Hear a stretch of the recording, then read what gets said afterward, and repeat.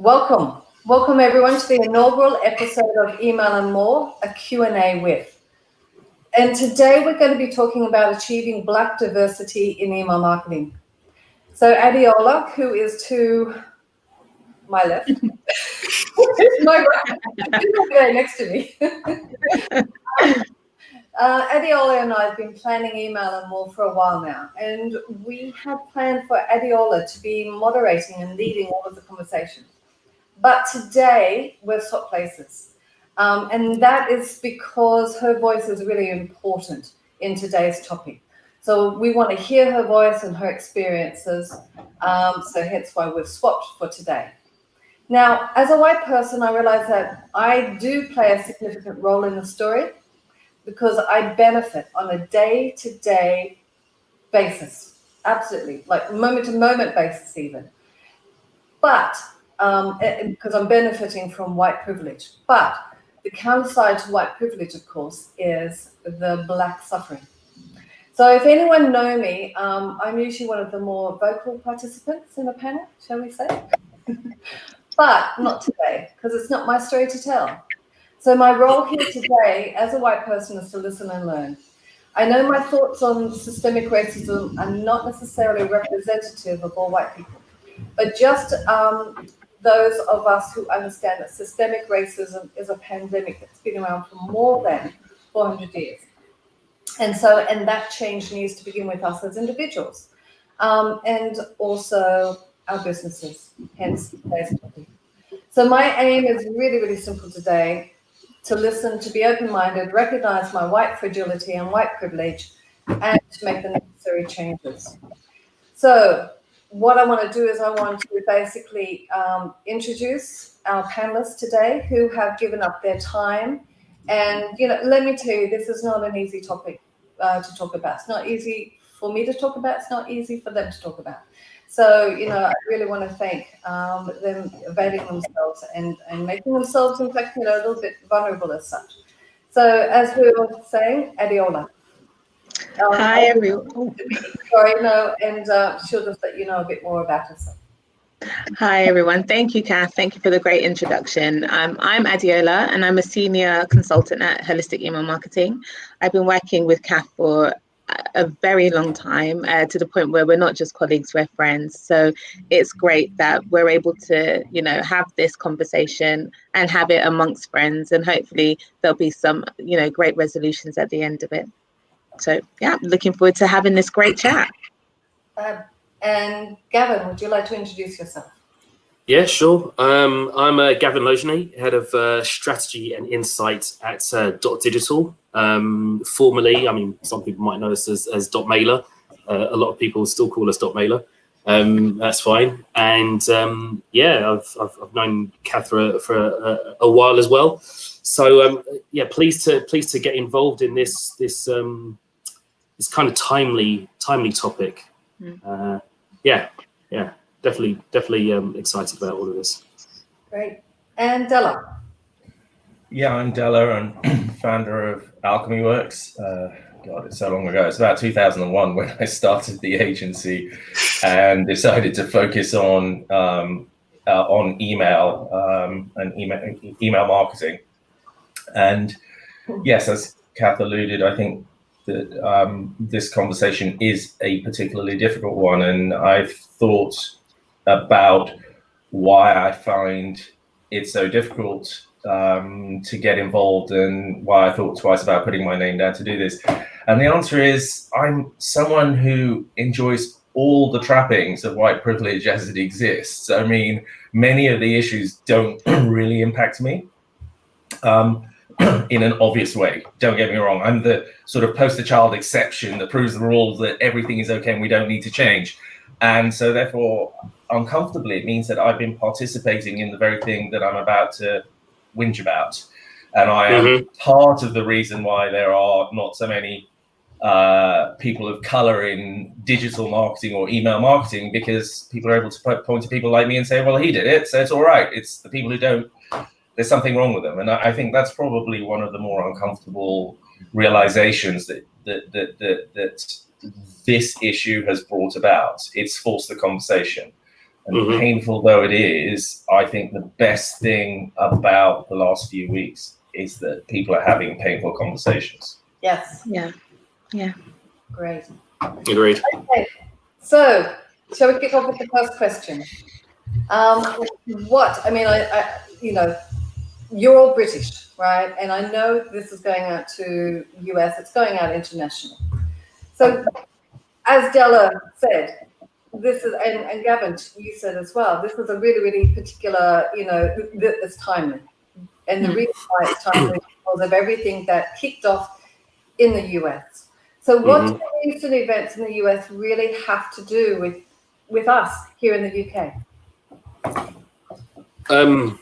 I'll jump in there first. I think there's a number of reasons why it's got everything to do with us in the UK. I think first off, a lot of people would say, "Oh, but that's across the pond. That's happening in the States. That's in their bubble. There's not necessarily racism over here in the UK," and that's definitely not the case. But one thing I would say definitely why it's got everything to do with us here in the UK is I live in the UK. I know that there is racism here, but it's also meant that I can sort of come forward and say things, and we can have this conversation now without necessarily being looked at as the angry or militant black man. I can step up and say things. I've been quite vocal on social media of late, and I think if I was to have done that before this current climate, people might have picked me out and said, "Well, hold on, why are you being so angry? You've got nothing necessarily to be angry about." But I think this has been the moment for us all to kind of step forward and step up and say something. Yeah, I agree. I think what the US has shown us is it's just shone a light on how, Black people as a community are treated, regardless of, nation. And as much as it's not as brutal or physically brutal as it is in the US, there are underlying systemic racisms that we have to juggle around. It's a mental mind game that we go through every single day. And it's not just in the world of work. It's, when you're outside, going to the shopping center, or if you're going to have a meal with your friends, you always notice that you're being watched. The tone that someone has with you, if you have an issue, becomes incredibly defensive. And there's, an unconscious bias there. And I think, like Gavin has said, this is the perfect time now to start having those conversations and addressing those unconscious biases without feeling like we're going to be persecuted for voicing our opinions and for wanting to know why. It's not a fight. We're not here to argue. It's just to kind of put forward and shine a light on everything that's been going on and to hopefully move forward and have some change. Yeah. I want to say as well, I'm quite keen for this to be the topic of conversation going ahead. I don't want this to be like a couple of months, like a Black History Month that is just 1 month, because you can only study Black history in 1 month, right? So these sorts of issues, like we're talking about, I want this to be an awkward conversation going on until it's not awkward anymore. Until it's just a conversation you have with your mates. I think I'm really keen for this not to be like ground I think we stepped on before.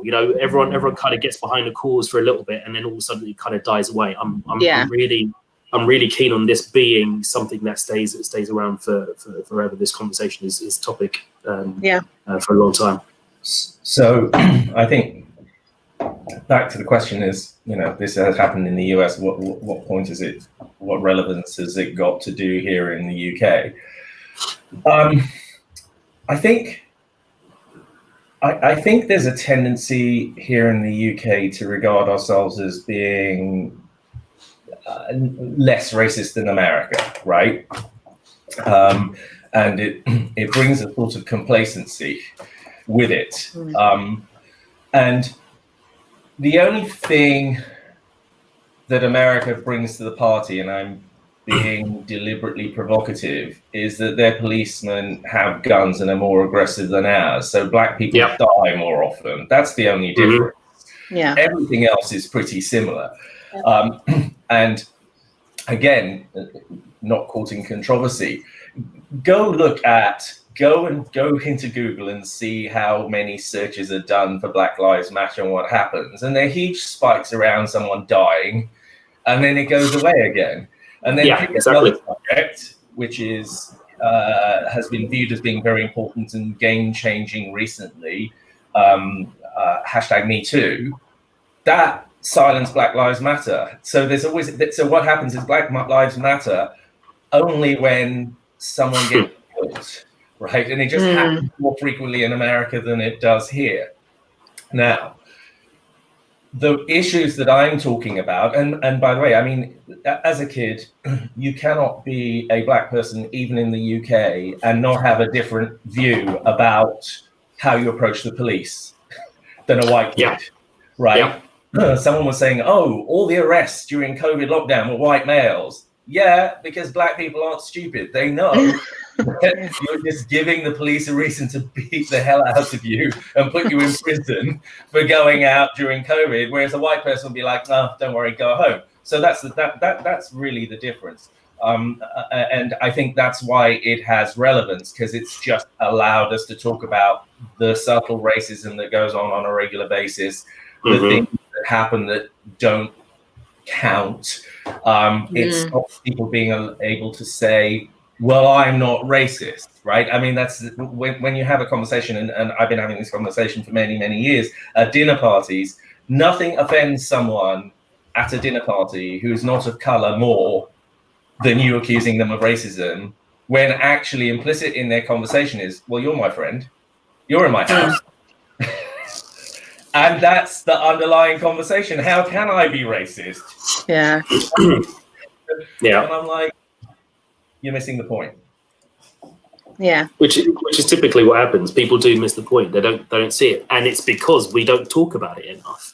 Yeah. We don't talk about experiences we've had that say a white person. But I get kicked under the dinner table by my wife. She just gives me a heavy kick and says, "Shut up! This is a dinner party."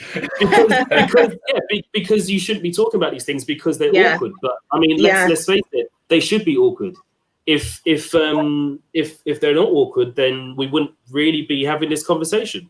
Exactly. This wouldn't be a topic. It wouldn't be an issue. There wouldn't be a problem if it wasn't awkward. Yeah. So it definitely needs to be spoken about. It definitely has to be a dialogue that, like you said, Gavin, isn't just for a couple weeks, you know, whilst there's momentum. It has to be an ongoing conversation. And I think this definitely now is a great time to start, you know, calling and not necessarily calling people out in a way to start another issue, but just to voice and to correct. You know, the same way if, you know, we were to do something wrong in the office or say something out of line. I recently, with a different contract, there's a gentleman there who's decided to change their name from, you know, one to Morgan, and now we have to, you know, speak to them as pronouns, they, them, and all sorts. So, you know, and anyone who calls that person he is pulled up on, you know, they get called up on and told off, you know, like it's, you know, everyone is defending this person's right to be, you know, referred to as a pronoun. So it's the same thing if there is, you know, some form of ignorance that happens, if there is something that is said out of line, this is a wonderful and beautiful time now to be able to say, okay, look, that wasn't appropriate. And this is how we're going to move forward. And this is why it's not appropriate. So it's not just, you know, just laying down the law as to, I don't like that. It's educating. And to be frank, I don't really want to have to educate people on how to speak to me, or how to refer to me, or how to treat me.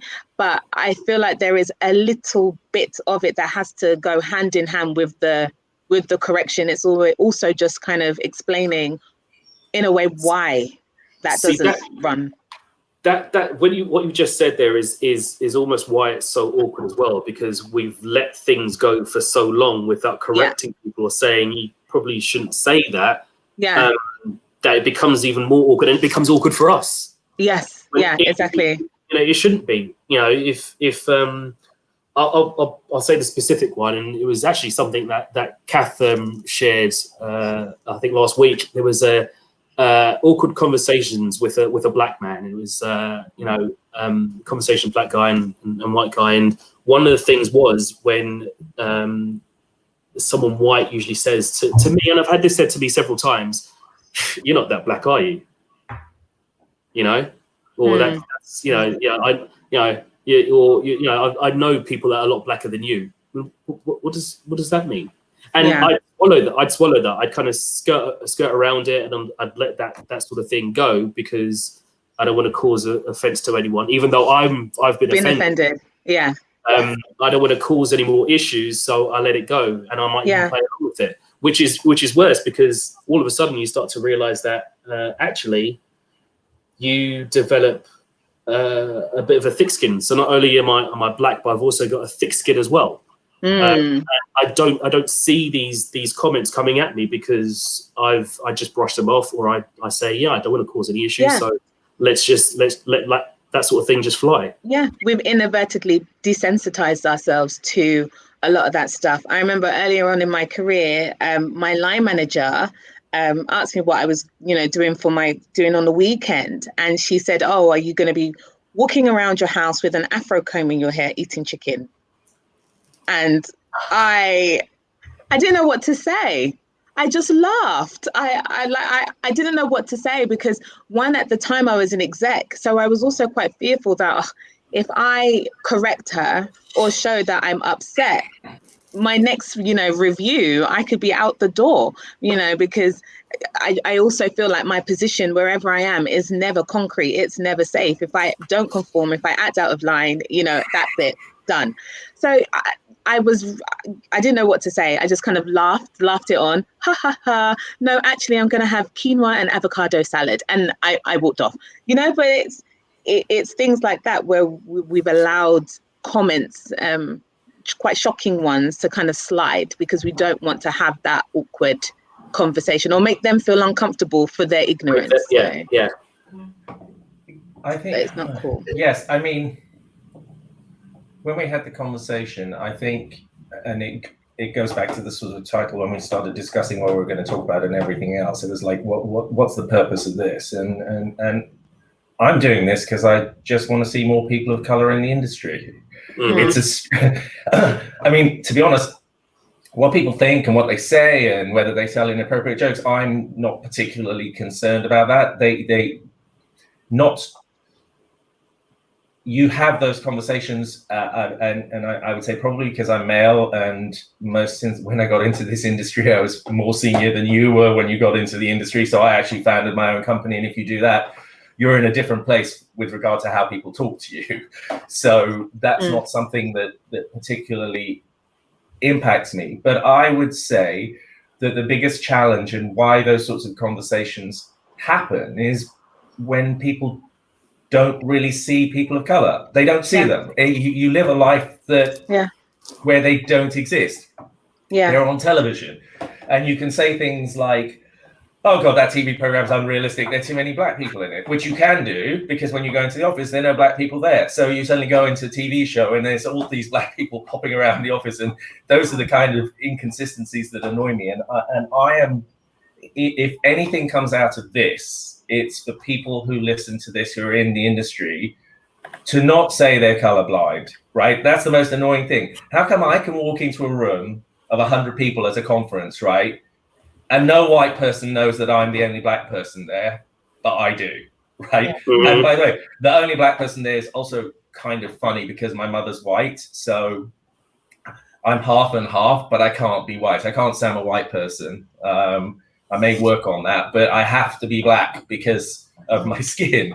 So I walk into a conference and people say, "Oh no, I don't see color at all." And then that means that you don't know that your company is all white, because you don't see color. The day you see color is the day you turn around and go, "Actually, there might be something wrong with this picture." And it's one of the more annoying, least aggressive things that people can say to me, right? "Oh, I never see color, I'm colorblind." But also probably one of the reasons why nothing ever changes, because people don't see color. "Oh no, I don't. I'm not racist. I don't see color." And calling someone out on that is probably the most upsetting thing you can do to a white person. Yeah. Yeah. To say that's a lie. Of course you can see it. I mean, it's something that it's said just because, you know, it sounds like the right thing to say, but I don't think they truly believe it. Do they? I don't know. No. And going back to something else, talking about it, I was in the room when Women of Email was founded, right? And there was a big thing about the lack of diversity on the stage and the fact that we needed to do something about the lack of diversity. And there was only one black person in the room, and that was me. Yeah. And they were excluding my voice specifically at that moment in time because I'm not a woman. So I was sitting there going, oh, okay, then, right, now I get it. So we have an industry that cares about diversity but doesn't see the problem, or a problem that's as big. It's not as big as women, right? Because we're talking about 14% of the speakers were women, and 50% of the world is female, or 51, or whatever the number is. Whereas, you know, one person in a room in 100, that's 1%. There's probably around about 5-6% people of color in the UK, probably slightly higher than that in the US.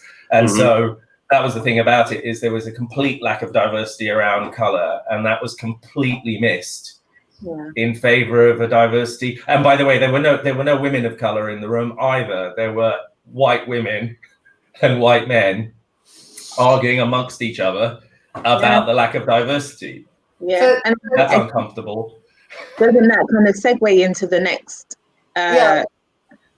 You know, how did you end up in the email marketing industry, or even in email marketing per se?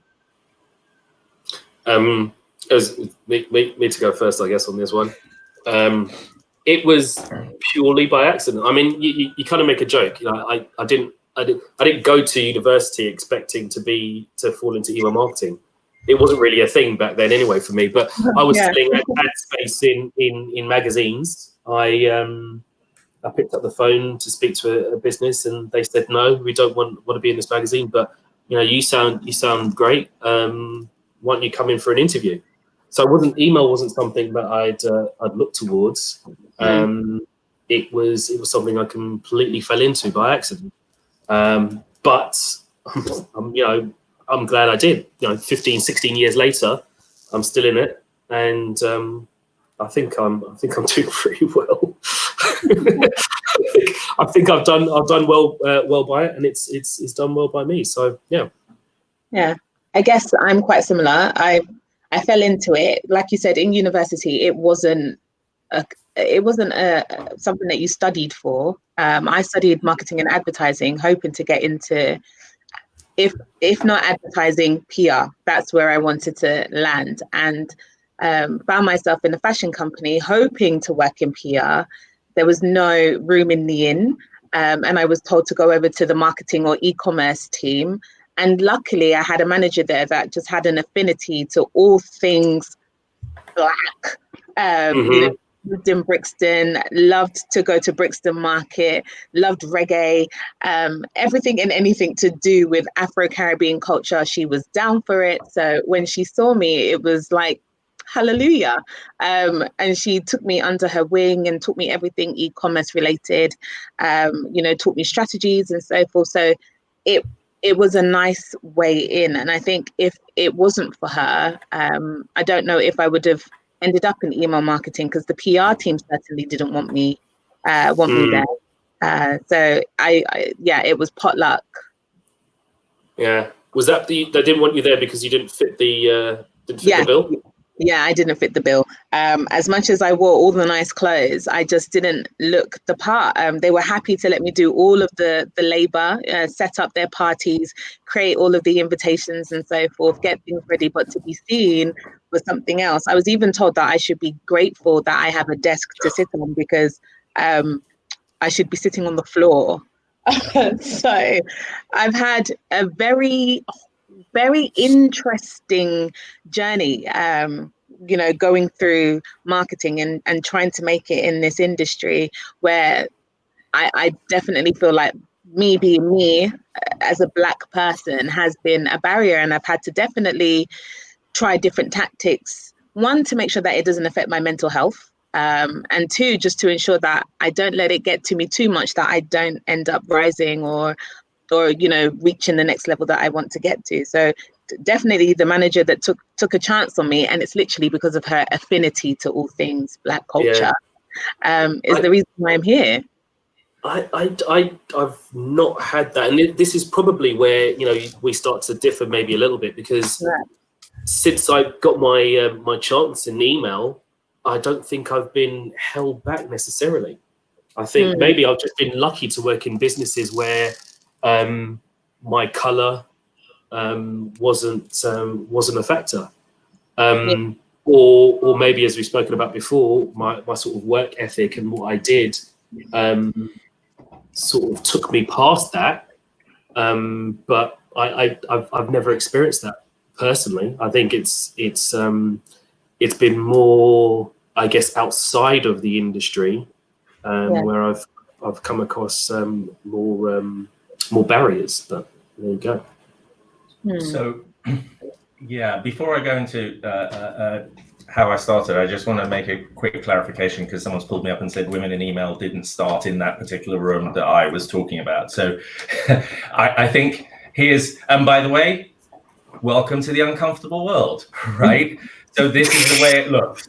I'm in a room where I'm the only Black person, and someone calls out the lack of diversity. They didn't say gender diversity, they just called out lack of diversity and pointed out that there was only 14% of the panel out of whatever, 100, 14% were female, and it should be 50. An organization was formed partly as a result of that, with a specific aim of getting panelists to be more representative of the gender divide. And it has been incredibly successful. In under 5 years, you've got to a place where you very rarely go on a panel or go to an email conference and you find that the majority of people speaking are men. It doesn't happen. There was complete silence around race. And what pushed this up again is when an organization as effective as that congratulates itself at achieving diversity in email, but forgetting Black people, I have a question about that. And that's really where I'm coming from. So I just want to clarify, because someone said that's unfair and I was being unfair to women in email. It wasn't to be specific about that, nor was it specific to being unfair about #MeToo. The point I'm saying, there's always something more important than the Black issue. Oh, yeah. There is always another issue that someone can go, you should feel really bad for saying that. Yeah. You should be embarrassed for bringing this up. You're being unfair. You're being this. And that is, in essence, what the problem is. Yeah. Is that Black people's voice is too easily shouted down.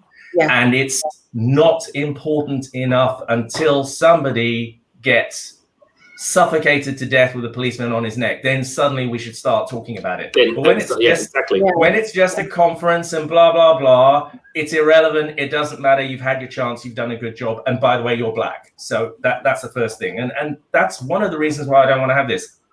I don't want to offend people, but I have to. And it then goes back to how did I get in? Very similar to Gavin. I started out in media sales, and basically I was selling advertising to marketers, and they happened to be in tech, and I got to know media incredibly well over the years, in marketing over the years, and I moved online onto the .com. I was one of the first people to go, oh my God, I've got to do this. This is media on steroids.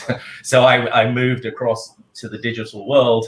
And I then became involved in a project with email. And so when I founded an agency, it was the simple thing to do. Now, so you're right. Nobody goes, I want to be in email. No one goes, oh my God, it's my stated ambition. Except, bizarrely, family of, friends of, relatives of people who are in email, which is so important to get people of color in, because that's kind of how you go. And you go, oh, my dad's an email marketer. And I looked on LinkedIn just before we came on. I think over the years, something like 180 to 200 people that have got LinkedIn profiles ever worked for Alchemy Works, right? And I'm proud to say that about 10% were people of color, blacks specifically. And then if I add everything else, it was one of the most racially diverse companies I've ever been in. There was a time when the UK population, people who were English were in a minority. There were always more women than men in the company. All my senior directors have, except for one, was female. So that's not to say that I'm perfect, but it's just to say kind of I've done my bit. But the thing that was interesting was that as an industry, we're very, very good at pulling in people. We're a stepping stone into digital. We're not the end. Most people want to get out of email as quickly as possible and go into something sexy like social or some other channel. But the skill set that they learn in email is so strong and so powerful, and the learning so amazing that all of them do very, very well when they move out. Yeah. And I was talking to various friends of family and relatives. And by the way, I haven't just helped people of color who are friends of the family and relatives, but other people as well. And they're going, my kids come out of college, they don't know what to do. There are no jobs out there. They're applying hundreds of times and no one's hiring. And I said, have you thought of email marketing? And the answer was no. What's that? And I said, send me their CV. And we had a big internship program, and we had a big straight from college hire program. And some of the most amazing people that I have ever met in terms of skill sets and ability were hired straight out of college. So this goes to the, how do we get more people in? We'll just hire them. And the excuse that they don't exist from a skill set perspective or whatever it is, one of my views was that if you hire straight from college, you're getting the best person to choose from out of about 200 people. You're picking about 200 people and you're going to get the best from that 200. When you go for experienced people, you're lucky to get 10 resumes, right? So you're now picking your best out of 10. And I would argue that if people went straight to college and got people straight out of college and brought them into the industry like we did, none of them are going to think of it or want to do it. They've never done it before, never even heard of what email marketing is. I think that would be a good place to start. Yeah, but this is what we were saying before. It's that, most people have a way in and an introduction of some sort. Even one of the clients I'm working with now, there's capacity for another person. And so a colleague of mine wants to hire somebody or, bring someone in who has done HTML 7 years ago, but, up until recently has been working with their brother cleaning shopping centers. And, this person is going to have an introduction and potentially be making a day rate of £350, despite their experience was 7 years ago. But this is what I'm saying, is that there is the opportunity for that person to be brought in regardless. And I do feel like it's lacking when it comes to, that diverse mix. If I want to bring someone else in, that person has to have every single credential, hit. They can't have too many breaks, too many gaps. So it makes it very difficult to even bring someone in. And also, I do feel like those recommendations only come when you're, at a senior management level. It's difficult. And I would love to see brands reach out to people in university. When I was in uni, there were swarms of us. There were just so much color, just fame everywhere. It was wonderful. And then you get into the world of work and you're the only one. Where are they? And you spot someone else across the room, 3 months later, and it's kind of like a, yay, hi, it's so nice to see you. It's like rare. But is it though all about the skill set that people of color don't have the right skill set, or is it more to Della's point that they just haven't seen people in an industry that it's someone you recognize? Because I've never seen anyone really at a senior level male other than Della of color in email in a senior position. Our CEO is Milan Patel. There's that, but I've never seen a black person in that senior position. And I think that if that happened, and Gavin, I had to start my own company to do that. Well, now, one of the really interesting things about that is that there's and I said this to you guys before, there's being black and there's being Della, right? Della is just annoying in his own right. I don't need to be black to be annoying. I don't need to be anything. I've always been seen as Della. They threw away the mold because they didn't want another one in the world. So that's basically what it is. So I always struggled with promotions because I couldn't, in my view, I saw it as I couldn't play politics, right? I'm just crap at politics. I was really, really bad at managing up. I was too good at telling people that's the most stupid thing I've ever heard, who happened to be my boss, not clever things to do. So I always assumed that that's one of the reasons why I never got promoted. But there's always that thing at the back of your mind, is it? Was it? Less so with places I worked, but the ones I will never know is deals that I didn't get, right? Clients that we didn't win. How will I ever know whether that was because I was there in the room? Does that make sense? Yeah. And it's something that you probably wouldn't have to worry about. And I've asked myself that question a few times. Particularly back in the day when I was still in sales, there were just some people that there was nothing I could do to make them buy, right? And there were other people in the company whose skin happened to be white that didn't have a problem with those people, and they used to go out. You know what it's like, media sales, take people out, take them to dinner, take them drinking, take them out clubbing, all of those sorts of things. And I didn't tend to get on those events quite as much. Now, again, I'm going to say that's partly my character. I'm a challenging person to have around, and I don't care what color I would be, but there's always at the back of my mind that thought that did I not get that contract because, or was it just because we were a crap agency?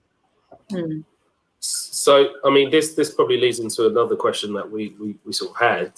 Have you, and you're probably answering this, Della, but have we ever had to sort of tone down our blackness in order to get ahead?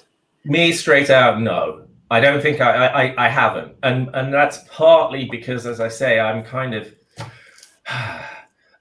I'm mixed race. I'm half white, half black. I grew up in Ghana. I lived in Ghana until I was 19 years old. Now, if you are like me and you have my skin color and you're wandering around Ghana, people run after you calling you a white person.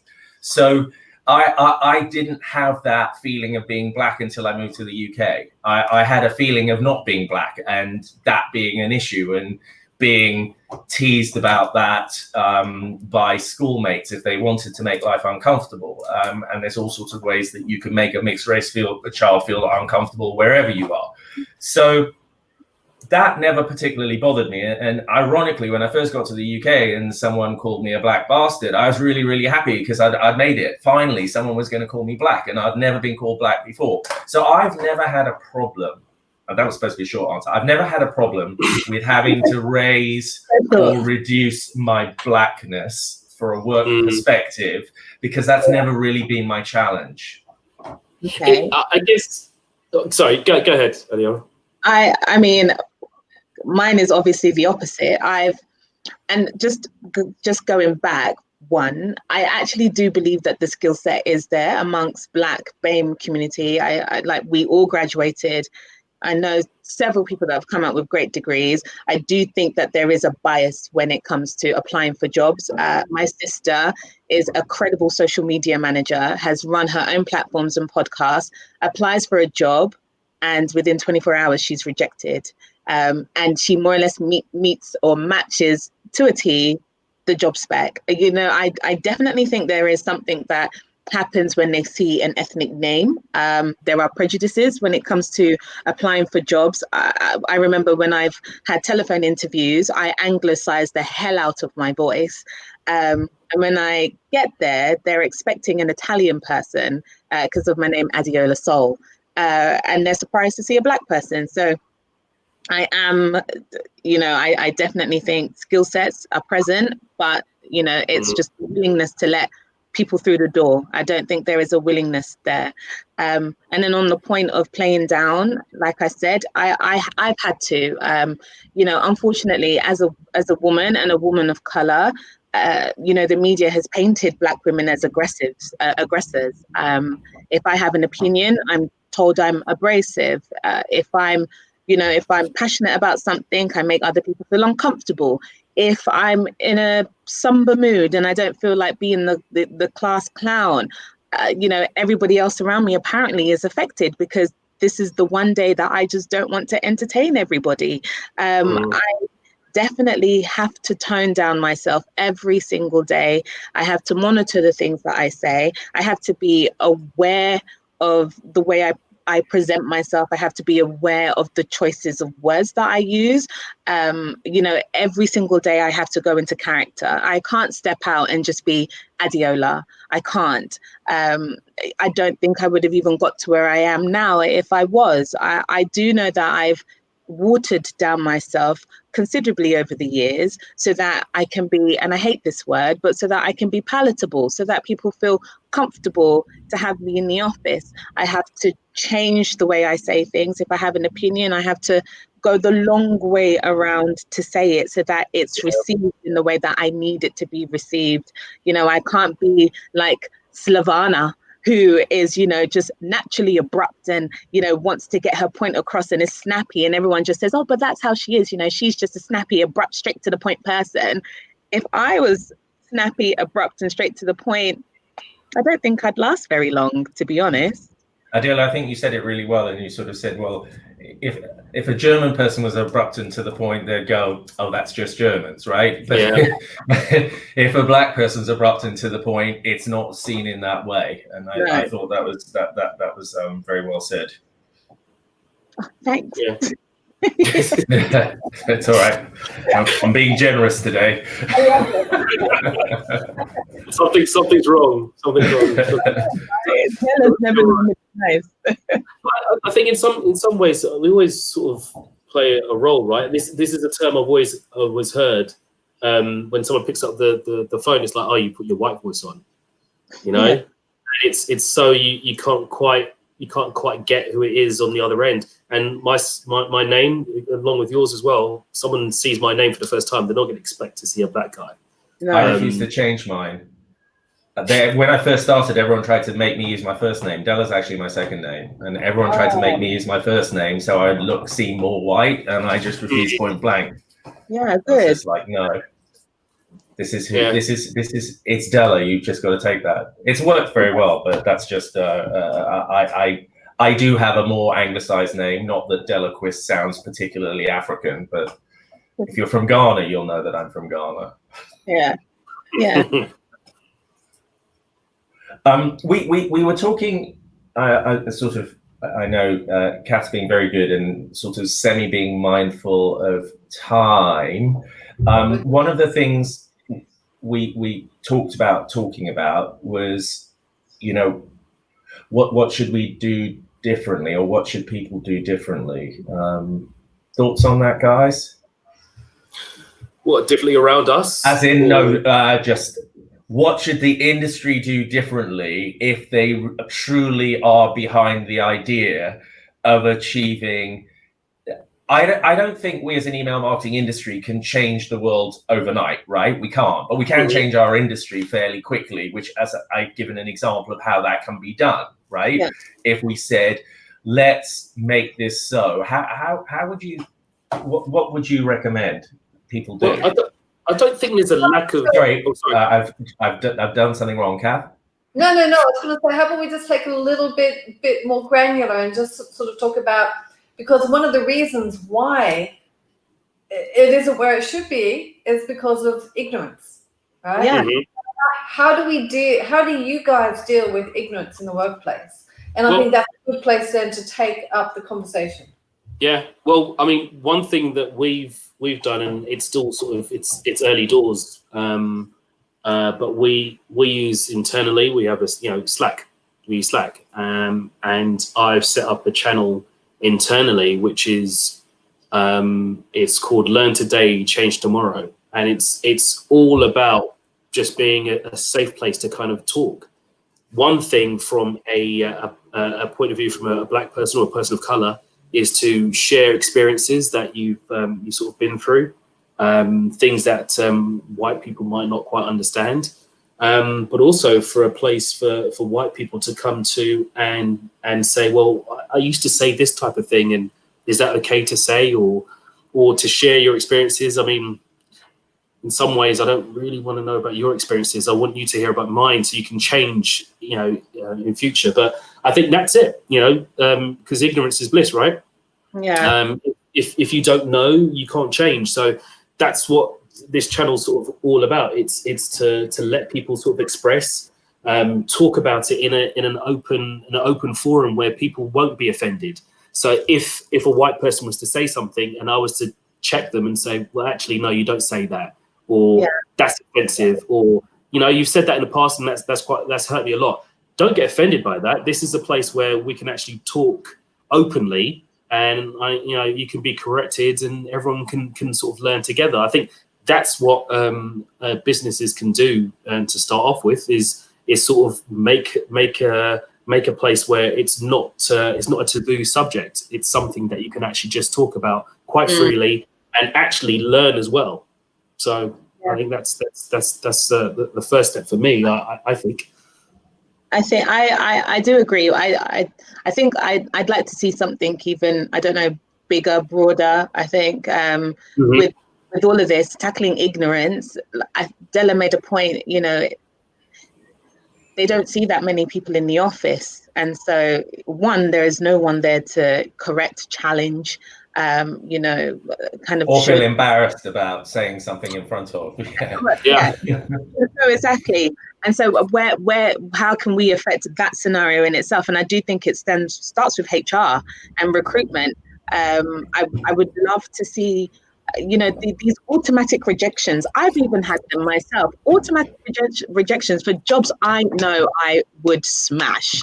It'd be great to understand what are your filtering processes? What have you filtered my CV based upon? Let's be transparent about that, because you're probably missing out on talent, and talent from different backgrounds, because you're filtering on something that probably doesn't quite match up with a person's CV. But let's be transparent about that, so that more people can actually start getting through the floodgates. I remember a previous company I was working on.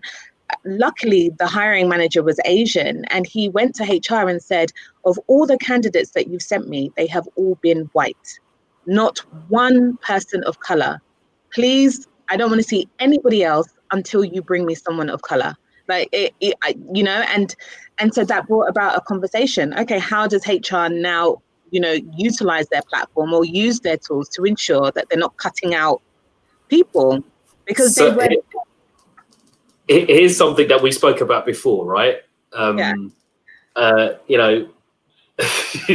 It's almost going out of your way to make sure that you're hiring people of color. Now, I said that, and I was like, well, there's an issue, hiring people that aren't necessarily qualified for the role. And I remember, Adiola, you said something which is going to stay with me to almost my dying day. Amen. You got to say it now.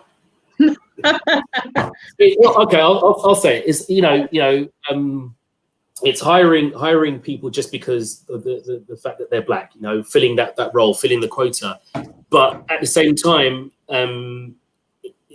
companies will hire a white person who isn't necessarily qualified, who in some cases, I'm not naming any names, I'm not calling people out in particular, but just generally Tim Nice-but-Dims. Yeah, Tim Nice-but-Dims, some sort of idiot who went to a nice school, played doesn't rugby, know his arse from his elbow, and is in a role because he fits the the look.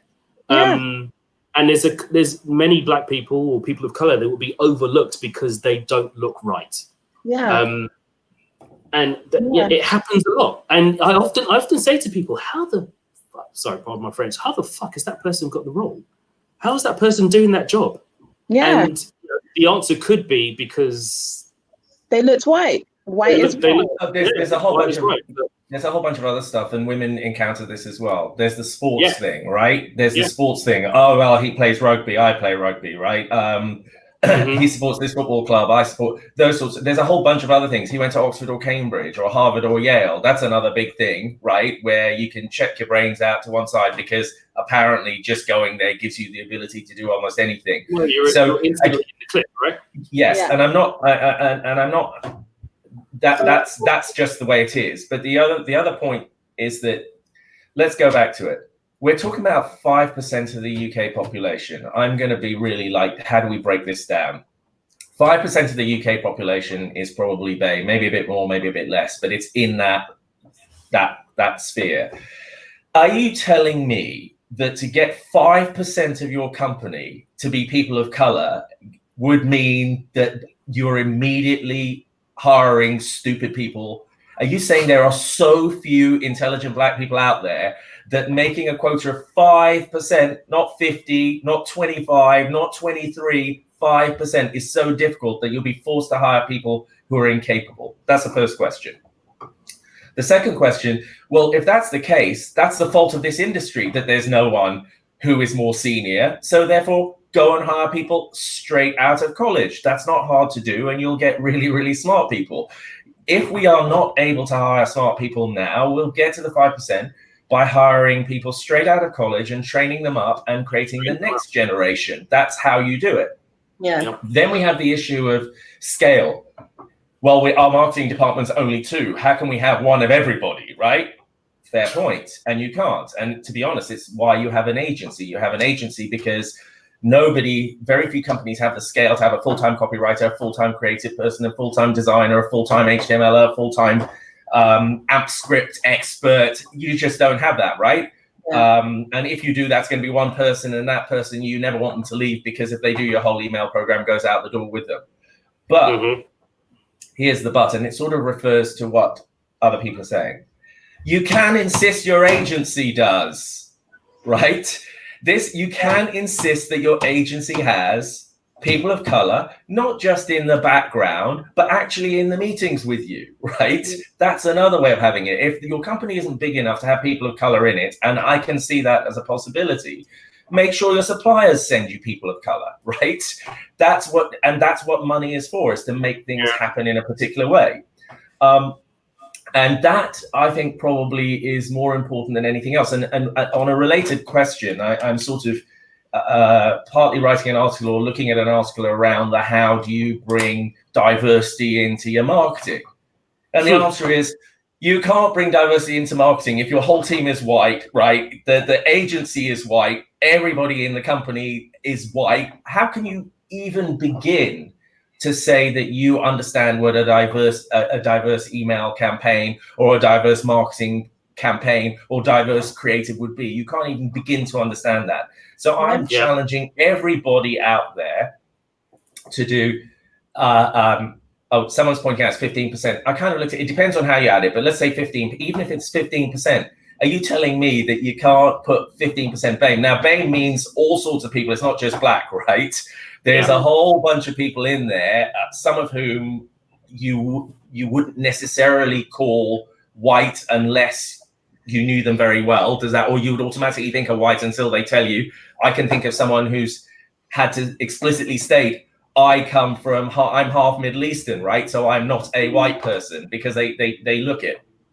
So I think that it is possible to do that. It is possible to insist that your suppliers do that. It is possible to actively put yourself in a place where there are more people of color around you, which is, to be honest, that's all I care about. You can call me any name you like in the world, so long as your company's 15%, or, everyone has an equal opportunity within the organization. Call me what you like. I've never had a problem with the words that I am called. They don't bother me at all.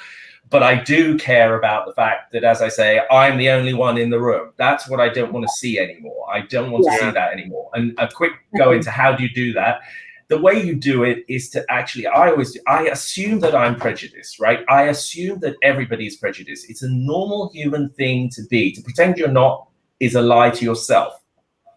And before I interview somebody, I always go through and check my prejudices before I go into the room. I go through them, and I'm not going to be, but things that you could talk about. And I've said this yesterday. It also stands for who you sit by on the tube. You go into the tube, there's 2 empty seats. Who do you sit by, right? And I go through all my prejudices, and these are not mine, but they could be accents, they could be weight, they could be height, they could be hair or lack thereof, it could be blonde or brunette. I'm going through, there's all sorts of things, female, male, and you make that decision. But if you ask yourself that question and say, these are my prejudices before you go into an interview, you're less likely to bring them in there and be prejudiced against the person. And you're more likely to go, yeah, that's stupid that I'll go and sit by that person and not that person. And maybe modify your behavior. And that's the best suggestion I can make, is everyone should modify their behavior and not accept, not look around and go, oh, I'm not racist and my company isn't racist. We just don't have any of them because they aren't clever enough. I agree. I feel like those prejudices needs to be left at the door, but even in order to get to that step, they need to be present. And, you know, and that's why I do feel like it starts off with the recruitment process. If they're only funneling in candidates that look one of the same, there is no need for them to exercise this, you know, exclusion of prejudices, which is why there has to be a change somewhere where at least they're confronted with different applications, different people. I think targeting is... Sorry, go. No, it's fine, because I know we're short of time as well. I was going to say another thing to do is I don't always see a shortage of black people within businesses I've worked with, partners or agencies. I think sometimes they just need to be given the opportunity and pushed ahead. And I think sometimes it needs to be clear to people that you've got an opportunity here. Give them the opportunity. If Joe Blogg steps up all the time and goes for a role and, you know, he's the only one there, gets it and moves up the chain, you need to let the people of color know that, you know, if you step forward and you apply for this role, there's a good chance of you getting it. They need to have that sort of positivity around them to move up the chain. Otherwise, they don't see anything to aspire to, which is what we were talking about before. Seeing people in these positions will help to drive other people to follow. You've got to have some trailblazers, right? Yeah. And there's also potentially a little bit of exhaustion from just getting to where they have got already. You know, because Adeola, I mean, you've not said in this particular session, but you've told us a lot of the scary, hideous stories, right? That you've had with your, you know, your positioning and everything like that as being a female black woman in the industry. You know, maybe that's also something to do with it. No, but definitely. We really need to finish off. So we've only got 3 minutes. So let's all finish with just one quick thing, very, very brief, that recommendation or something that you would like to see, you know, a white person who owns a business or is a manager or something in the industry or in any industry, just in business in general. What would you like to see them do? Whether it's, you know, working on themselves or whether it's, you know, with their staff, whatever the story is. Go ahead. Go ahead. Quick, I know you too. For me, it's just remove the unconscious bias. I'm tired of all of these companies giving training and people attend for the day and then they forget everything that they've learned. Drop the unconscious bias, be more receptive, you know, and reduce your prejudices. Just like Della said, you don't have to confront someone as a black person. I am a person with, you know, certain attributes. I have my skill sets. Judge me on that and nothing else but that. And moving forward, do that to everybody. Don't isolate them because of race or, you know, or religion or whatever. That would be mine. I would just say, make it simple. You know, if the conversation or the situation is awkward, put yourself in it. Listen to that awkward conversation, because the more and more you have that awkward conversation or you put yourself in that awkward position, it will become less awkward for both you, let's say the non person of color, or a white person as well. Just make it awkward. Okay. I think I would say two things. The first is see color. Don't say you don't see it. That it's just you can't deal with something you can't see, right? So see color. That's the first thing. The other thing I would say is if there's any brand side or client side marketer, just make sure your agency steps up to the plate, right? Maybe you can't change your company, but you can certainly decide where you spend your money, right? And that's a fairly straightforward thing to do. And regarding companies and the issues of skill sets and finding people and are they good enough or anything else, you know, a really, really simple thing to do would be just for 1 year or even for 6 months, make sure that anybody that you hire with no experience or very little experience happens to be a person of color. There's a very low barrier to entry. You're saying you're looking for just core skills. You're not saying I want 5 years experience or whatever it is. You want someone who's smart, who's willing to learn, who's got the right basic degree. And there's thousands of people like that. So I would start really, really simply. If your client side insists on it, if you're an agency, don't even think about going and talking about being able to put together a diverse campaign if everybody in the company is white. And if you're a, you know, and that's the way we do it. So the agencies are forced to hire, right? And more importantly, more than anything else, someone flipped a question, which was, have you had racism from a client? I'll put it another way. Clients should be able to make agencies that have diverse workforces better, but pick them more often than ones that don't. And that's that. Nothing would change an agency faster than finding that they lost a contract or they didn't win a piece of business because they weren't diverse enough. Yeah. Money talks, nothing else does. So that's what I would do as a business owner. And and going back to the point about hiring graduates, it's a fantastic thing to do. I'm incredibly proud of how many people I've dragged into email marketing, kicking and screaming, because they didn't know it existed. And I think we could do that as well. No one knows our industry exists. They're not going to come running after us. We have to chase them. Yeah. Okay, that's all we have time for. And I know we had some questions, and we had set up this particular session just because of the sensitive nature that we weren't going to be, directly answering any questions. So sorry about that. If I did try. I cheated. Della was answering on the side. I really want to thank you all, Adiola, Gavin, and Della for being here, for willing to be the voice.